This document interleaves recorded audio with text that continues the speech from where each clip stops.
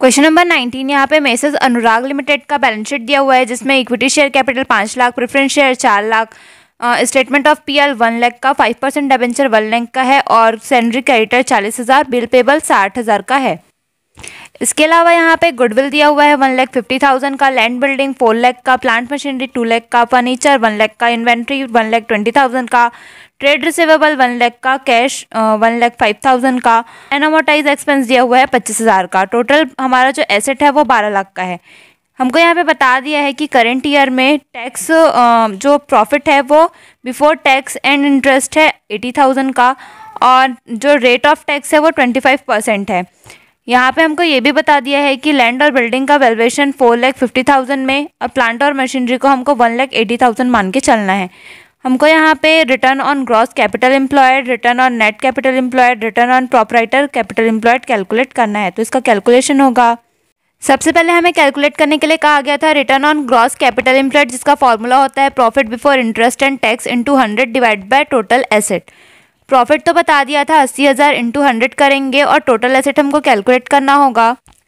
Total asset में हम सबसे पहले गुडविल लेंगे 1,50,000 का, फिर लैंड और बिल्डिंग जो हमको नीचे बताया गया था कि लैंड और बिल्डिंग का वैल्यू बढ़ गया है 4,50,000 हो गया बोलेंगे, प्लांट और मशीनरी का भी बोला था 1,80,000 हुआ है तो हमने उसे लिया है।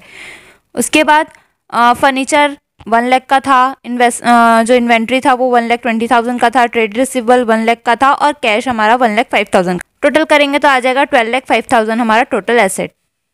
तो अपन यहाँ पे 12,05,000 लेंगे टोटल एसेट में और जो अनअमोर्टाइज्ड एक्सपेंस था उसको हमने इसमें नहीं लिया है। जब अपन इसको सॉल्व करेंगे तो हमारा return on gross capital employed आ जाएगा 6.63%। सेकेंड हमको कहा गया था return on net capital employed calculate करने के लिए जिसका फॉर्मूला होता है profit before interest and tax into 100 divide by capital employed. यानी यहाँ पे टोटल एसेट था और यहाँ पे कैपिटल एम्प्लॉयड, बाकी सब सेम है। तो यहाँ पे प्रॉफिट हमारा है 80,000 का इंटू 100 करेंगे और कैपिटल एम्प्लॉयड हमारा हमको कैलकुलेट करना होगा जिसका फॉर्मूला होता है total asset minus total liability. Total asset तो हमने निकाल लिया है 12,05,000 का, टोटल लाइबिलिटी हमारा दिया हुआ है 1 लाख का। इसको अपन जब माइनस करेंगे तो आ जाएगा 11,05,000 और यहाँ पे टोटल लाइबिलिटी में हमने सिर्फ करेंट लाइबिलिटी को ही लिया है, तब ये हमारा कैपिटल एम्प्लॉयड आया है 11,05,000 का। अब यहाँ पे जब अपन कैपिटल एम्प्लॉयड का रखेंगे वैल्यू और सॉल्व करेंगे तो हमारा return on net capital employed आ जाएगा 7.239%। इसके बाद हमें return on proprietor capital employed calculate करना है जिसके लिए हमको net profit after tax and interest चाहिए होता है। तो हमारे पास जो प्रॉफिट है वो तो बिफोर इंटरेस्ट एंड टैक्स है 80,000 का, तो उसमें से अपन को इंटरेस्ट और टैक्स दोनों माइनस करना होगा। इंटरेस्ट हमारा डिबेंचर का था, डिबेंचर 1 लाख का था और इंटरेस्ट का परसेंट दिया हुआ था 5% और इंटरेस्ट का परसेंट दिया हुआ था 5%। जब अपन कैलकुलेट करेंगे तो आ जाएगा 5,000।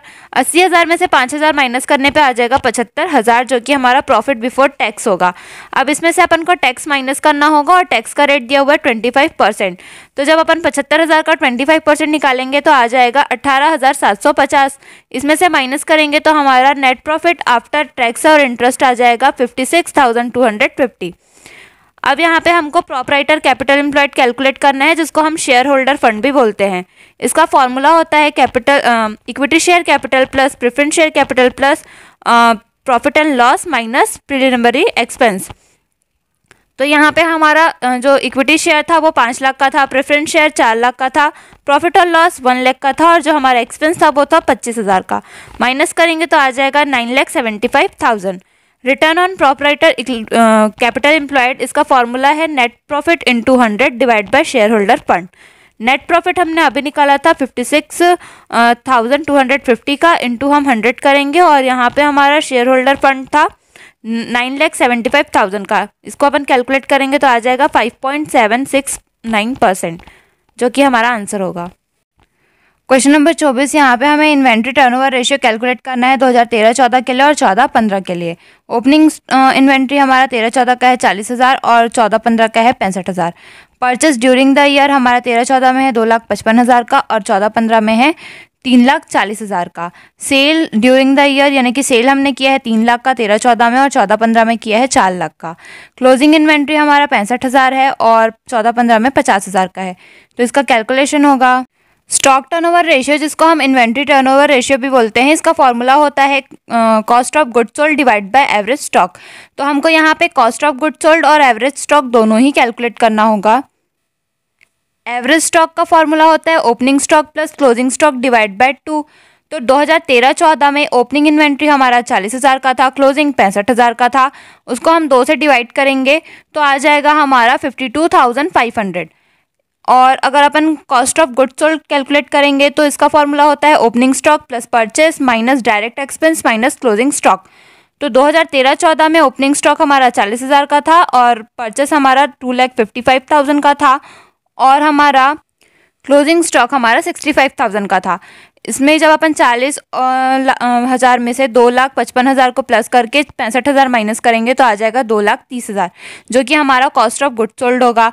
अब यहाँ पे हम कॉस्ट ऑफ गुड्स सोल्ड में 2,30,000 डिवाइड बाय हम एवरेज स्टॉक रखेंगे 52,500, तो हमारा आ जाएगा 4.38 टाइम्स, जो कि हमारा स्टॉक टर्नओवर रेशियो होगा 2013-14 का। अब अपन 14-15 का कैलकुलेट करेंगे, जिसमें एवरेज स्टॉक का फॉर्मूला होता है opening stock plus closing stock divide by 2। तो ओपनिंग था 65,000 डिवाइड और क्लोजिंग था 50,000। इसको 2 से डिवाइड करेंगे तो आ जाएगा 57,500। और cost of goods sold calculate करेंगे तो ओपनिंग स्टॉक था 65,000 का, क्लोजिंग था 3,40,000 का और डायरेक्ट एक्सपेंस था 50,000 का। इसको जब अपन सॉल्व करेंगे तो आ जाएगा 3,55,000। अब अपन इसे स्टॉक टर्नओवर रेशियो के फॉर्मूले में फिट कर देंगे। COGS आया है 3,55,000 और हमारा जो एवरेज स्टॉक था वो आया है 57,500। सॉल्व करने पे यहाँ पे आ जाएगा 6.17 टाइम्स, जो कि हमारा आंसर होगा।